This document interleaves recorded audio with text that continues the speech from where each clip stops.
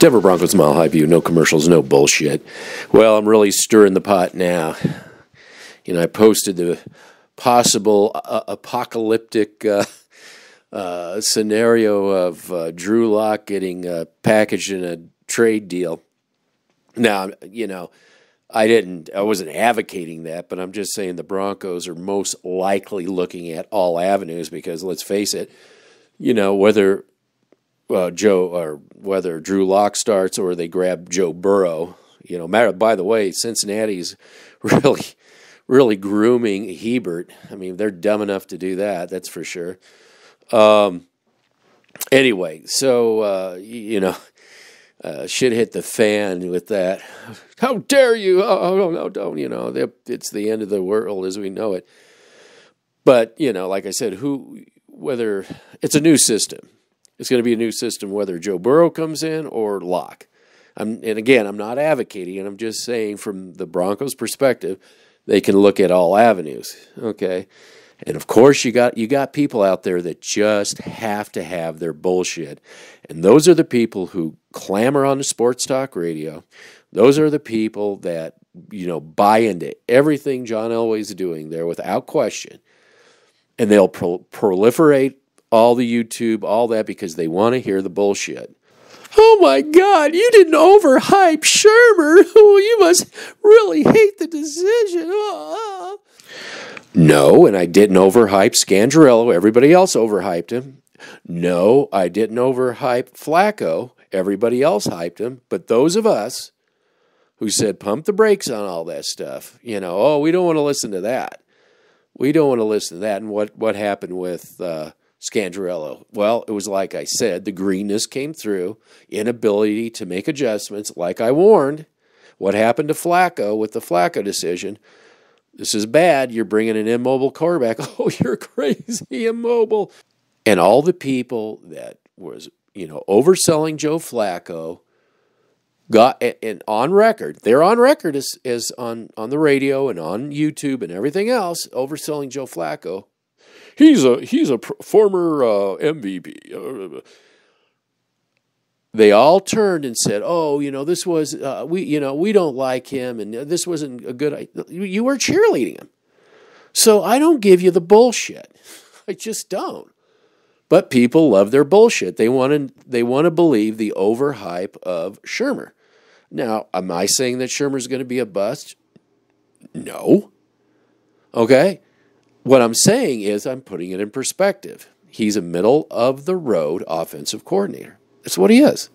So you can go, like I said, all you people that want the BS massage, you know, oh, it feels good. Oh, Shermer, I worship you.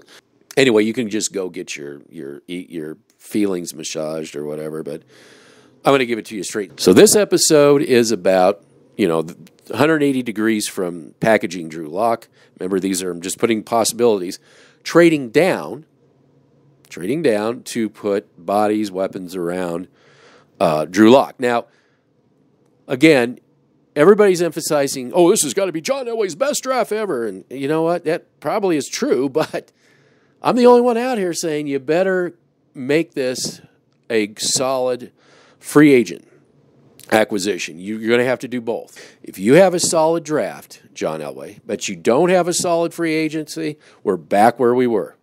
And all this Elway worshiping and excuse making and apologizing, I want to say this.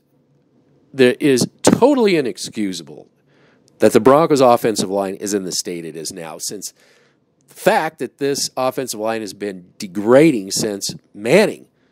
At the end, the last couple seasons of Manning, and it's at this point, and it still really hasn't been addressed. You can go on and on about Reisner. It ain't enough. What they did with Garrett Bowles, the free agent acquisitions that never should have happened, the big contracts, obviously Juwan James, the ridiculous contract with Ron Leary. You know, somebody that was really banged up that Dallas knew they had to get rid of. I mean, the Dallas Cowboys knew that. The Miami Dolphins knew not to sign Juwan James, and, you know, Elway can't see that. So I can't apologize for that. It's absolutely inexcusable that the offensive line is where it is. It's ridiculous. And that they're even in this situation. And I don't have any confidence that this is going to change. And you need more than draft picks. You're definitely going to have free agent acquisition, which I don't even believe is going to happen. I'm really skeptical about that. So everybody wants to beat Kansas City, right? So I'm doing a trade down situation. And like I said, it's not going to just be the draft. This is really crucial in free agency as well. But I'm just going to highlight some things. Tyreek Hill, you got to figure out how are you going to cover this guy, because Chris Harris Jr. is not going to do it. Chris Harris Jr. got burned by every marquee receiver, got turned around, even Odell Beckham. And I don't know what's going on with Baker Mayfield and him. Maybe Mayfield was trying to send a message to him, but he was wide open that whole game. And Mayfield either is a horrible quarterback and didn't see him, which in some cases maybe that was the case, but I don't think he's that bad, because he was open all the time. He was turning Chris Harris around, but that wasn't unusual. So you're not going to get it from Chris Harris. If you want to sign him, you're not going to stop Tyreek Hill with him. I'm telling you that. You may like him. He's a friend. He's your friend, but he isn't going to stop Tyreek Hill. So either you go, and Bryce Callahan, I don't believe in this guy is going to stop Tyreek Hill off the hospital, out of the hot tub. I have to see that to believe it. That's another one of John Elway's horrible free agent signings. This guy, is he going to be the same Bryce Callahan?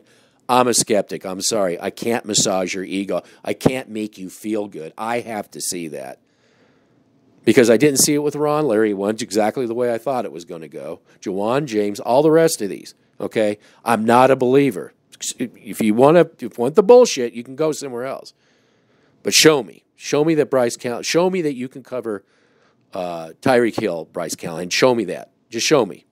And I'll be a believer. So you gotta get at least somebody that can cover him. I mean, that's their little ace in the hole, in my opinion. There's kind of the kingpin. And then Kelsey. Do we have a linebacker that's qualified to really cover Kelsey? No. So either you got to go and get a free agent linebacker, which I haven't even got to yet. I still have yet to do that. But are you going to put a rookie linebacker on Kelsey? I mean, really? It's the draft? Oh, it's the draft. It's going to save us. Maybe 2 or 3 seasons. Kansas City's going to be depleted after a while.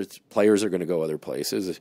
Don't know what their offensive line's going to be like in the next couple of seasons. But that takes you to the D-line, too. The D-line is another thing that needs to be addressed. Is there a wrecker in there to help Chubb out? Von Miller, is there somebody there and to help if they decide to retain? We don't even know who they're going to retain. So that's still up in the air. So... and then that will depend on Derek Wolfe, and that'll all depend on how what they're going to do in the draft. Now maybe you get a young guy that can wreck, go in there and do some wreckage. First year, that's kind of tough.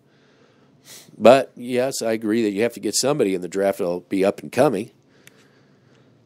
So you trade down probably with New England.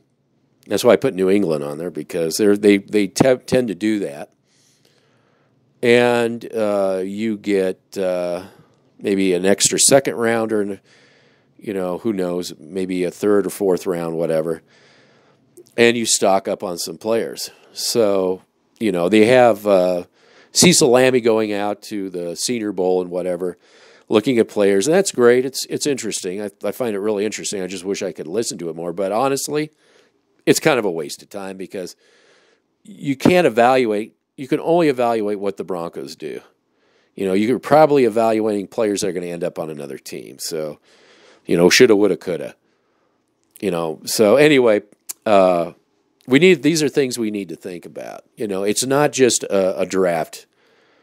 The draft is crucial. They can't be getting collecting the island of misfit toys. They've got to do that. But free agency is equally important. They both equally have to happen.